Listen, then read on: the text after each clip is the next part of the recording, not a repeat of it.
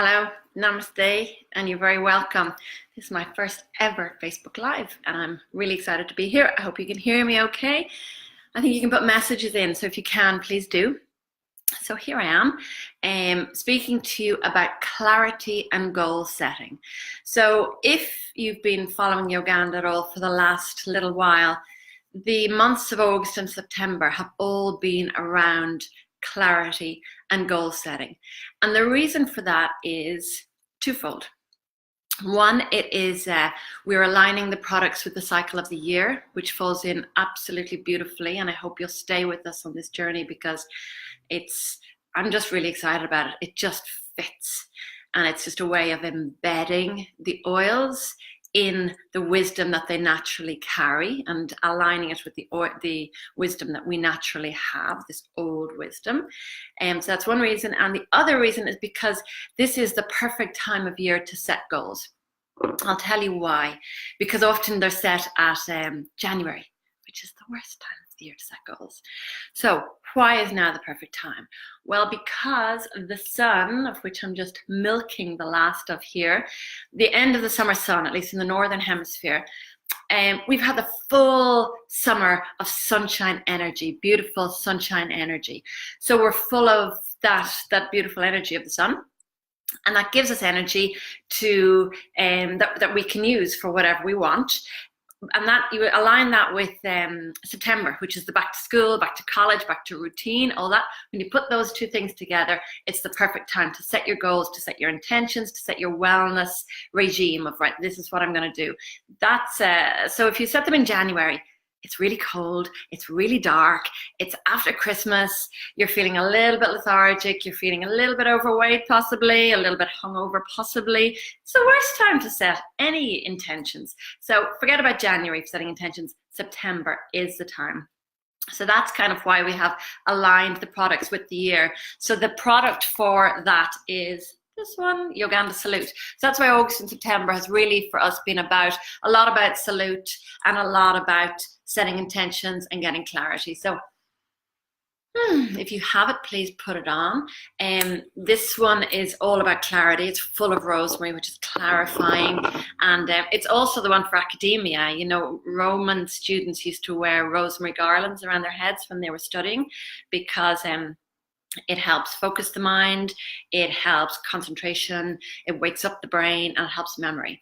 So it's also back to school. So it all just fully aligns. When you work with herbs, it just fully aligns and it all just makes glorious sense. So so clarity and goal setting is what we're going to talk about today. So clarity. First of all, why clarity, especially with regard to goal setting? Why is it important? Well, the reason that clarity is important for goal setting is because it's not just something you need to set goals. It's actually all you need to set goals. If you have clarity around what you want to achieve, you basically don't need anything else. If you just have such clarity of mind that this is what I want to achieve, it just happens by itself. Sort of the synchronicity and serendipity that kicks in and all these beautiful coincidences of people coming up to you and saying, hey, and just saying something to you, and you're going, wow, that's exactly something that I wanted to learn about, to know about. So this is called manifesting, which is a very, very yogi concept, but it's just fantastic. So I'm opening your mind to looking into it because it's, you know, not even thinking about it, just kind of being open to the possibility of it. So why clarity? It's not just something you need, it's all you need. So life hack. So that's why clarity. Why smell? So you know Yogandha is all about smell and fragrance. Why smell? Well, because fragrance, why does fragrance affect us so much? The reason is that where it's located in the brain. It's located in the very back part of the brain, which is basically the subconscious mind. So in our evolution, smell was at one point the most important of our five senses. It was the first one developed. It's still the first one developed in utero. And also at one point in our development, it took up over 50% of our brains, which must have been pretty crazy. But it was just needed for what we needed to do to survive, which was smelling a mate, smelling danger, smelling good food, bad food. So it was absolutely pivotal for our survival back when we were on all fours, kind of the reptile brain, they call it. So it took up a huge part of the reptile brain. Now our brain has obviously evolved hugely over the last 6 million years, but the sense of smell is still located there. And this is the part that governs heart rate, breath rate, emotions, even posture. So everything for yoga, but really everything for well-being. So smell affects, it has this direct connection, and it affects you. You know this, you don't even really need to know it like philosophically, because you feel it. You know that if you smell something, it changes how you feel totally and instantly, which is pretty cool because it works deeply, but it also works instantly, which is a great combination. So smell just changes how you feel totally. And it's actually a physiological phenomenon. And again, this is quite deep knowledge. It's kind of brain geography. How it affects you totally physiologically is because the sense of smell is so old. It has no sense of time. It belongs to a part of the brain way back there that existed before we had a sense of time, before we had a sense of future, past, all that. So when you smell something, you say smell brings you back, which is kind of true, but kind of it actually brings you back. Your body actually thinks you're there again. So you recreate the same physiological state. So if you can get yourself in a really clear frame of mind about what you want to manifest or create or just have, if you can get into that beautiful state of, yes, awesomeness, this is going to happen, and you can associate that with a smell, and then you can keep using that smell, it'll bring you back to that state. So that's why if I do suggest resetting goals every night, because again, it just works in the subconscious, particularly at night, because so resetting the same goals every night, particularly at night, because the subconscious never sleeps. Poor subconscious works all night long, which is why it's really important to meditate, because it's the only break that the subconscious gets.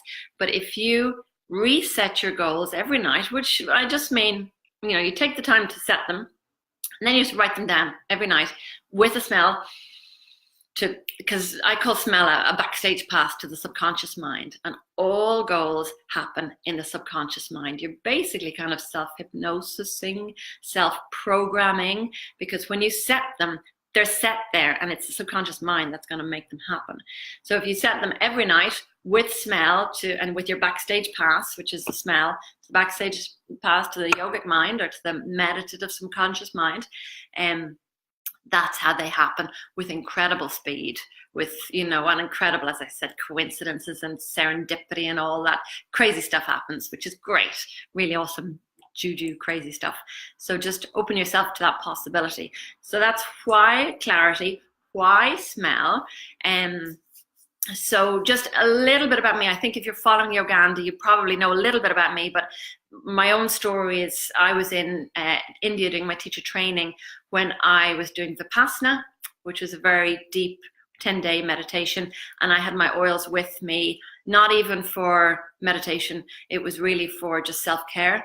But there I felt how they connected. In deep meditation, I could just feel how they connected with this oldest part of the mind. And that's when I kind of rediscovered these guys are a backstage pass to the subconscious mind, i.e. the yoga mind, the meditative mind. So that's where I come from. And then I founded Yogandha based on that concept. And it's doing really well now. It's in really awesome shops. So I'm very, very lucky, very, very blessed. And now my passion really, and I can turn my attention to kind of embedding them in this wisdom and letting people use them to really pull out this old wisdom that we have. We have an enormous amount of wisdom, gut feeling and all that kind of stuff, and enormous power to create this serendipity and synchronicity, an incredible power to really manipulate reality in a way that we don't always allow ourselves. But if we can allow ourselves this potential and tap into it, really we can achieve an awful lot, far beyond what we can even imagine. So clarity, goals. Yoga goals. I want to talk a little bit about why yoga goals are different. So I call them yoga goals because it's based on yogic philosophy. So this is a little bit of deep philosophy now, but I'm gonna try to keep it light, but it's important because it's all about mindset. So how do yoga goals differ from ordinary goals. So, hey Emma, please do feel free to put comments in, ask any questions, anything at all. Thank you for being here. So how do yoga goals differ from ordinary goals? And it's a fundamental difference. So yogic philosophy is a monist philosophy. So all philosophies can be divided more or less into two schools. Monist philosophy, which, as you can kind of guess from the word monist, means one, and dualist philosophy means many, two or more. So in the monist philosophy, they believe that all is essentially one. Everything is one. Any idea of separation is an illusion. So everything is one. So i.e., I am the same as you, and I am totally one with the universe, and I am the same as the divine. So they're all the elements of yogic philosophy. Whereas the dualist philosophy is based on the concept of separation. So I am separate from you, and I'm separate from the divine, and things are fundamentally separate. So these are two totally different philosophies. Now, the Western world is primarily based on dualist philosophy. Ever since Plato was one of the original dualists, and then going forward, Descartes, all the existentialists, very much dualist philosophy. Very much, I am this, everything else is separate to me. So that's the world that in the Western world we've grown up in. Yogic philosophy is totally different.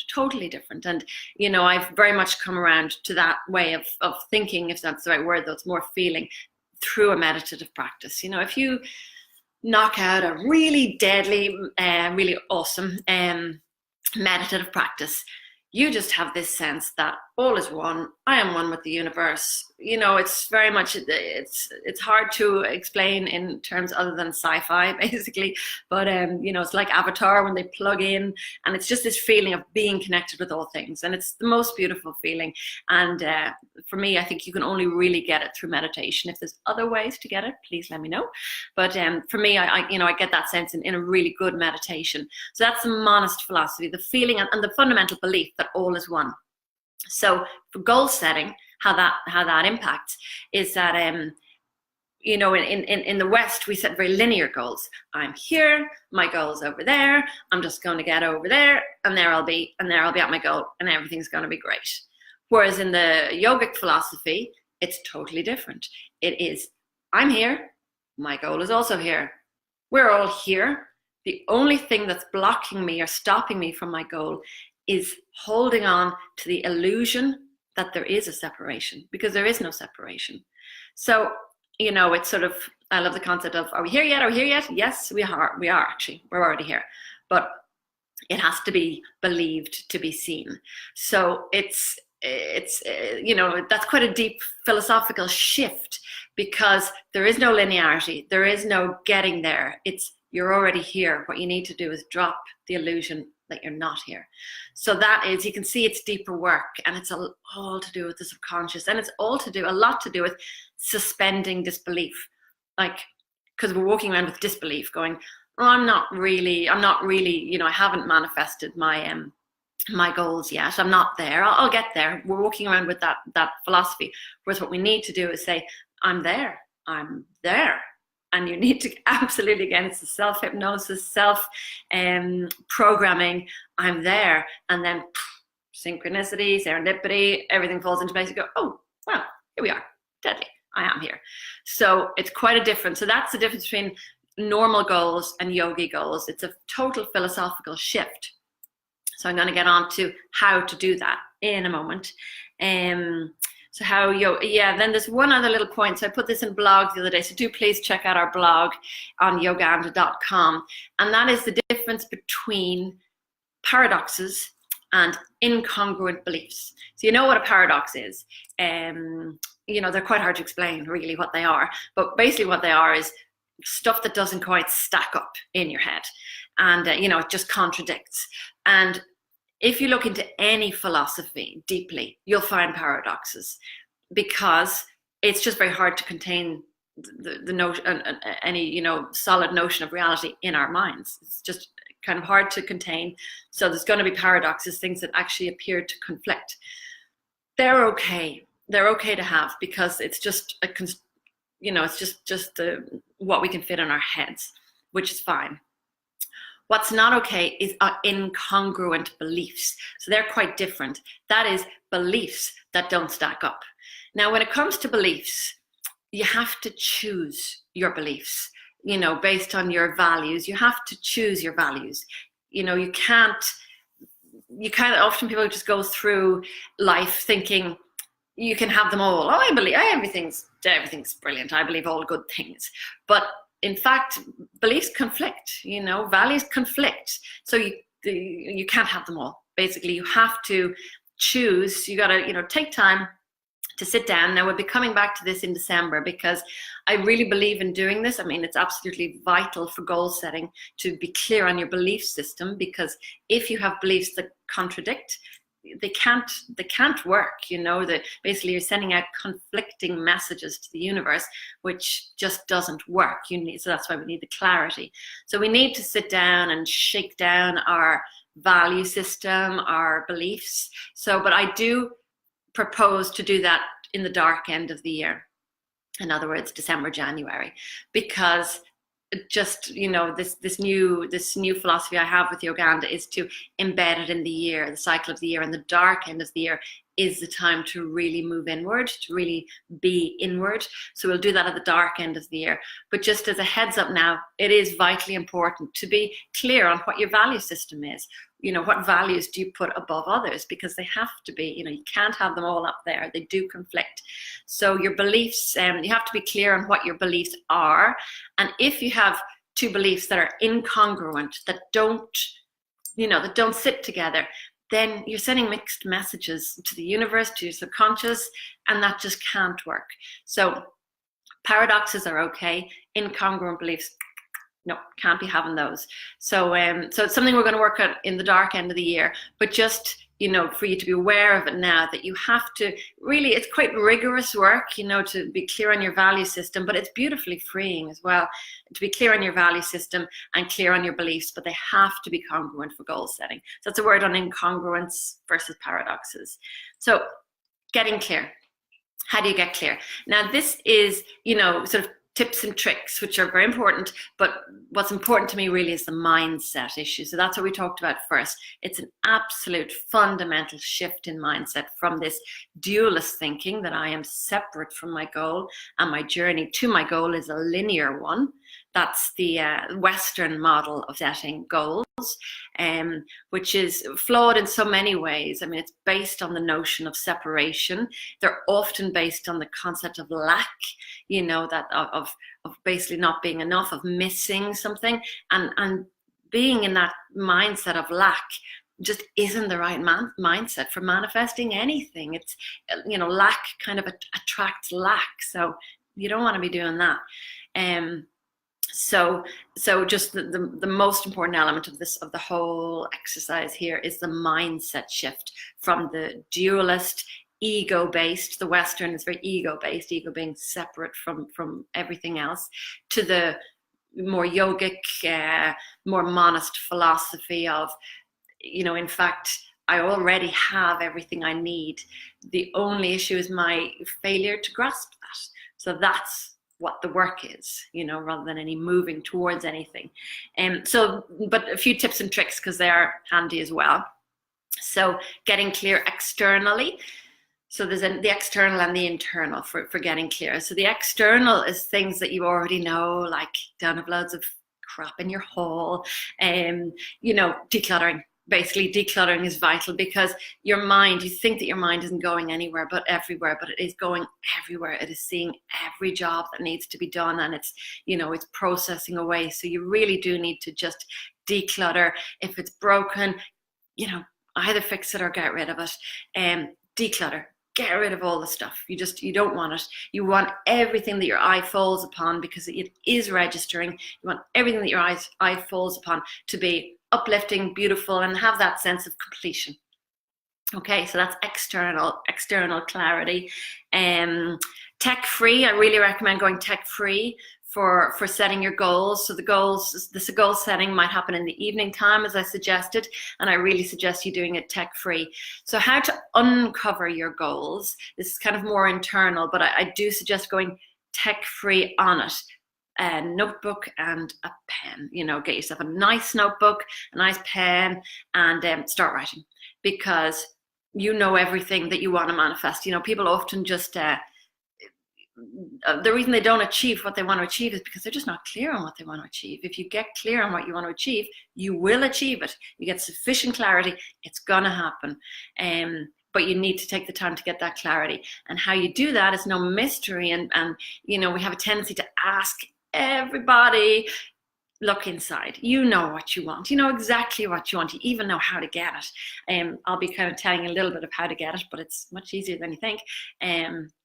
But all the answers are inside. So please, hey Michelle, thank you for being here. So pen and paper, write. Another little nice one is because when you write stuff that you didn't know, which is pretty wacky when you think about it. But if you really write, no, I'm not talking about anything that anybody else is ever going to see, but if you just write, journaling, basically, although you could turn into a blog, which gives nice external accountability to it, you will write things that you didn't know. You will write, I feel this, and you go, I never knew I felt that. I really want this. Wow, now I know what I want. I didn't before, but as soon as you start writing, it'll come out. Another little trick is to ask something with your non-dominant hand, and to switch over hands. That can be another way of just using the two parts of the brain. So tech-free, I recommend. Nice notebook. Another nice way to do it is an alarm. When you are clear on what you want to achieve and focus on and manifest, I think it's quite a nice trick to set your passwords to that. So for example, if yours was to, if you were absolutely determined to walk every morning, say, if your password is walk every morning, or even specifically time, walk 6 a.m. That's your password. That's a good password. It's got a number in there, walk 6 a.m. And every time you need a new password, walk 6 a.m., you're programming your mind like, oh, I gotta walk tomorrow. So it's triggering. Triggers are vitally important. So passwords, and so that's the passwords and the alarm. So the alarm is on your phone. So when your phone goes off at 5 a.m. or whatever time you need to get up at to do your walk in the morning, if you need to get up and get a decent walk in before waking everybody else up, so you set your alarm to something that's kind of uplifting, I put this in the webinar, but my dad always said, you can achieve anything you want in this life if you get up early enough in the morning.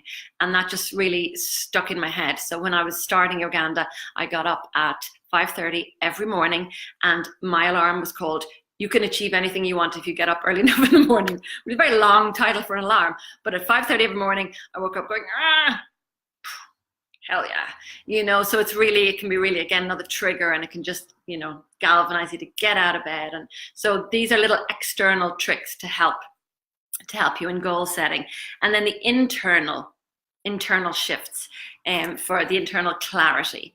There's one that I particularly like. Again, I did a blog on this, so do please check out the blog and subscribe to the blog. But this notion of being stuck, it's a very real notion for people. I'm stuck. I would achieve whatever I need to achieve, but right now I'm just stuck. So I'm just here to tell you that is an absolute false belief. It is not possible to be stuck, and I'll tell you why.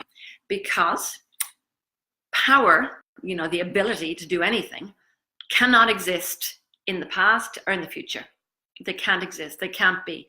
The power, all power, can only exist in the present moment. All power resides in the present moment, and the present moment only, this moment. So it's impossible to be stuck, because the power is right here. It's right here. So you can't be stuck. So the notion of being stuck is just a false belief that you're telling yourself, possibly kind of, a fear-based story.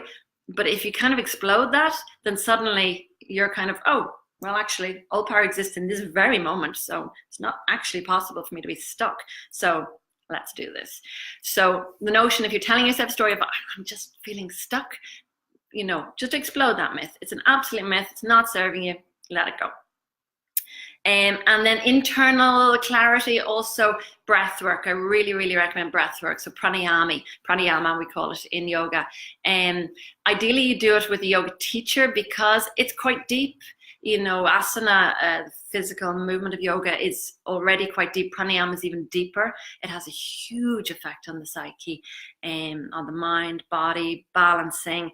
But if you could do some pranayama, there's nothing better for clarity. So even if you just got one clarifying technique, breathwork wise, it could be Kapalabhati is a beautiful one, but I don't particularly recommend Googling it and learning from YouTube. Ideally, you'd learn from a teacher. But if you go to a yoga class, just ask your teacher, you know, maybe give her a heads up, her or him a heads up that you'd love to learn Kapalabhati, and if you could have 5 minutes at the end of class and learn Kapalabhati and then practice it. It's just beautiful. It literally translates as shining skull. You know, doesn't get clearer than that. So it's a great breathing technique. So for internal clarity, pranayama, you won't do better.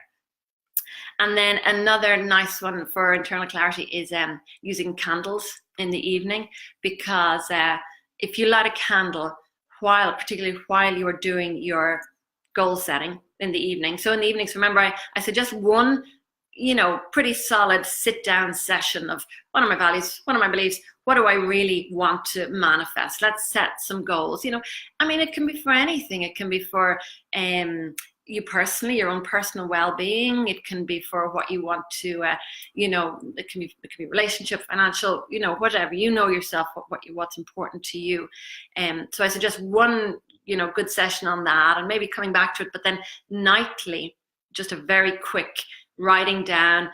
You know, one goal is probably enough. You know, I really advise against having 16 goals, you know, because it's just too many and it's too confusing. And also there could be a little bit of conflict in there, even if you don't notice it. So one, maybe two goals, and write them down every night with a candle, because a candle wakes up the subconscious mind. And that's what we're trying to get to here. So with smell and with the candle, your subconscious mind is going to be firing, and then you are writing down your yogi goals, and one or two every night before you go to bed. You know, you can get a nice kind of pad and just write them every night. If you write them every night, they will come through so quickly. So that's the candle. And then so then how to actually set goals. So this is kind of the crux of it. So we've got the mindset bit, we've got some sort of tips and tricks, and you probably have more. If you have some more, please you know, put them in comments below. I'd love to see them. But the most important thing for me is mindset. And if you have any comments on the mindset piece, please tell me. But then how to actually manifest these beautiful magic goals. So clarity is sufficient. Clarity is a sufficient condition. So all you do is, there's 3 stages. You ask, because that is a stage that really nobody ever gets to, because they don't get clear enough. I don't know if you can see a shiny thing. I have a beautiful rainbow. I don't want to move it. Beautiful magic rainbow. I don't know if you can see that. I hope you can see that, because it's magic from where I'm sitting. So most people never get clear on what they want, and that's why they don't achieve, because they don't have the clarity. The clarity is a sufficient condition for achieving whatever. So to getting that clarity, ooh, it's such a magic rainbow. So asking for what you want. So obviously you need to be clear to ask. So you ask for what you want. So now this is where, you know, you can be asking the universe, you can be asking your subconscious mind, you can be asking God, you can be asking, you know, whatever rings true for you. So ask for what you want. And then the second part is the cool part, which is that it has a life of its own. You know, it starts happening. So again, this is where we need to have this process of suspending disbelief, I call it, rather than believing. It's more active than that, if you know what I mean. Suspending disbelief. You have to actively suspend disbelief, which is our more natural state, is to disbelieve. So you have to actively suspend disbelief, to say, all that disbelief I have about I'm not worthy, this is just a pile of crock, you know, all that stuff that's gonna come up, you got to actively suspend that. So you ask, and then it starts happening. Now, so the third part is to listen. basically just to listen for the signs and the, when somebody walks up and says, hey, have you read this? And you go, to listen, because there's going to be little signs and little help basically coming from all over the place. So listen for it, and listen internally. So how we listen internally is through the emotions, because actually we're very clear on when we're in flow, when we're manifesting, when all this serendipity and synchronicity is kicking off, that's happening. But when we kind of go off the radar a little bit and suddenly you kind of feel a little bit out of whack, just listen to that and just, just pause and say, right, what do I have to do to get back in whack again? And it could be just, one mindful breath. I obviously suggest using smell. Right, back in the flow again. So get yourself back in flow. So your emotions it's like a radio station, and you're trying to tune it in, and your emotions are the tuner, basically. So just listen to your emotions and bring yourself back into flow. So all you do is ask, it starts happening. And the third part is you just listen. So actively wise, just listen, just be aware of how you're feeling. And when you're feeling off, hear that and say, how am I going to get back into flow? And listen to that, listen to your emotions, because they tell us very clearly. So that's it. So practice wise, I've given you a few tips and tricks, but the one I really recommend is every night, just write your 1 or 2 goals, just do it every night.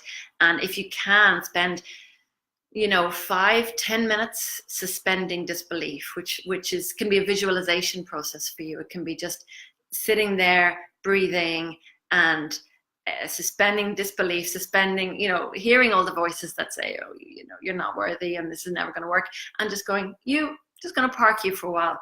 This is going to happen. This is going to happen. So a little bit of kind of self-hypnosis, but you're just programming the subconscious, and you're alerting subconscious. This is going to happen. It just is. I'm in the zone. I'm listening to my emotions. I'm staying in the zone, and this is going to happen. And I am clear on what I'm trying to achieve here. So that is clarity, yogic goal setting.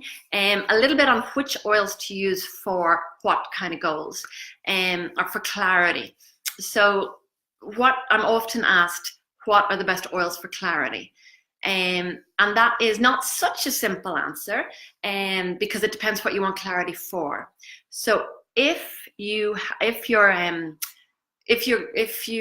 want pure clarity, for sort of maybe seeing clearly, something in clary sage now would be good for that. Rosemary, the cephalics they're called with a C. Cephalics means clarifying here. It's quite a physical thing of clarifying the sinuses. So rosemary and basil, they're clarifying oils. But if the clarity you seek is, what am I supposed to be doing? What am I going to be when I grow up? What's your dharma? What's my direction? Where do I really want to go?